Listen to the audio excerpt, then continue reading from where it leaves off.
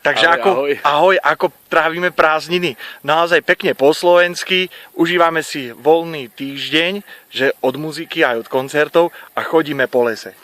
A snažíme sa zbierať nejaké huby, takže máme za sebou asi tak 5 kilometrov po horách, po krásnych kopcoch. Naozaj prírode. výborná rozcvička, krásne hory, krásne lesy a určite ste zvedaví, ako sme dopadli. Tak ukážeme, Števko. Karol, musíš prísť niekedy tu, samozrejme pozývame aj do našich dvor. Tak pozrite sa, ako sme dopadli. Tak toto všetko sme nazbierali a samozrejme aj druhý košíček. Tak. No, teraz si to zavrhal si, Števko, to neuvidia nič. Nie, práve že uvidia. Krásne dubáčiky.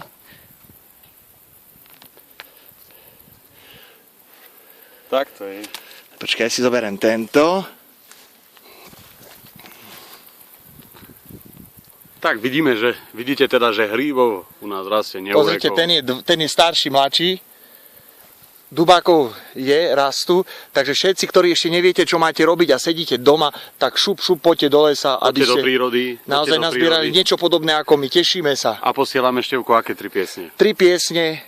Do hory ma poslali, dubáky mi nedali. Sokoly.